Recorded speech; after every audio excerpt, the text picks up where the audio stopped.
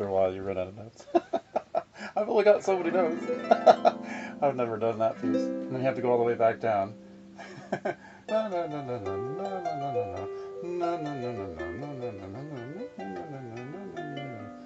it goes, you go,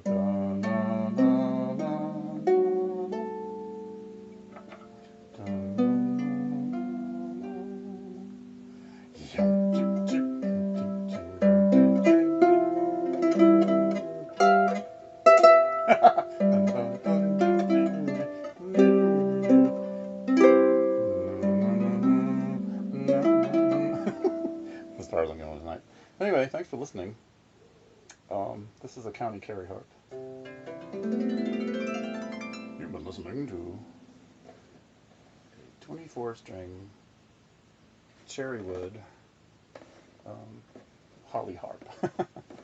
It's really, I mean, I got it from my friend Holly, who she sold it to me probably 10 years ago, and maybe 9 years ago. Anyway, it's my second harp I ever had. But I love it. It's great. And it took a long time for two things. One, for the sound to develop. And the soundboard is really matured, and the voices come in, and it's got a big full sound all the way top to bottom. And it's taken me also a while to get used to the narrower string spacing, especially down here, because the bottom four strings, C, D, E, F, are wound, and so it's equal string spacing, about half an inch between strings. But because these are wider wound strings, there's less space in between. So, and because they vibrate, you know, a wider spectrum, then you gotta be really careful of string buzzes down there, and placement and plucking, and also that's a fuller sound, or more present sound maybe down. Listen to how that resonates though. When you lower your hand, sur la table, you know, down toward the soundboard. But again, it's just like anything, you know, it's an instrument. Every harp wants to be played in a certain way, and this harp is very exacting. Very little wiggle room. You either get it right or you just don't. But it's taken me years to get it right, and I'm so glad that I stuck with it, because the rewards are huge.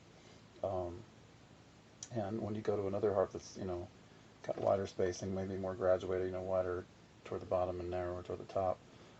Like if you had any problems on a harp like that, you won't anymore, because your technique will be, you know, improved so much from playing a harp that's got more restrictions and more limits to what you're able to really do.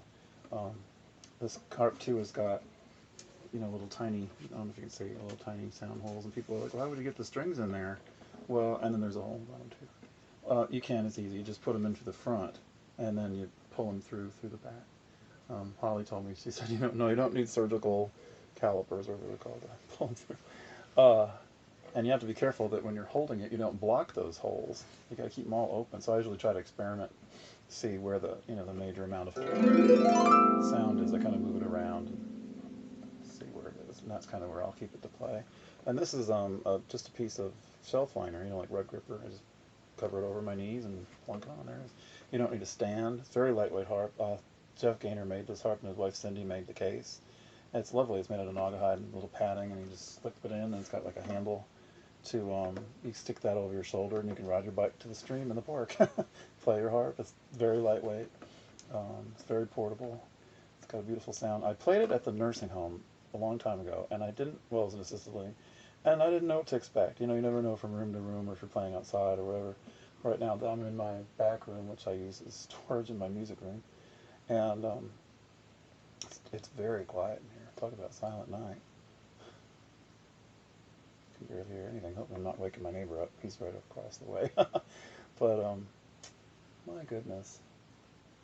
What was I talking about? Oh yeah, so I took it down to the assisted living, and I played it in the nursing home. One or the other. And I sat in the dining hall, and I thought, well, here we go. And so, I got ready to go. It's kind of like a horn, it's got the honking at the end. Honk. And I just played one note. I thought, ooh, this is going to be nice. And it was. It was very resonant, and sustain was there, and mellow sound and everything. I noticed everyone got really quiet. Normally there's clinking and clanking and stuff, and people they don't really talk too much at the dinner tables. I think everyone's sort of kind of stuck at a table with people they may not want to sit with or not. I don't know. But I haven't been there because of the pandemic, but as soon as I can get there, I'm going back, and I think I'll try this harp again. Lovely instrument. And what else can I tell you about it? Cherry wood, so the wood is darkened over the years, and this little cute little white strip has remained. These are zither pins. I think now they've got through pins go, all the way through. I haven't had any problem with the zither pins. I think the current model they're making with a slightly flattened edge here, and that allows you to, if you have like a lap board, to sit it on that without it rocking back and forth. Really, I don't have any problem with that at all. Even with I've used a lap board. You don't need one, frankly. It's very comfortable to hold. I think the only thing you got to be careful of is how you angle it, maybe, or how high or low on the shoulder you go, because otherwise, ergonomically, you're kind of looking backwards if you're not careful.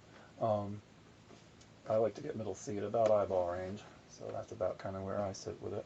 And again, you can angle it that way a little bit, but not too much of a problem. Again, you get used to it. Anything that you have trouble with, just keep at it, and you'll get it. There's my little engine that could talk. But thanks for listening, and happy harping.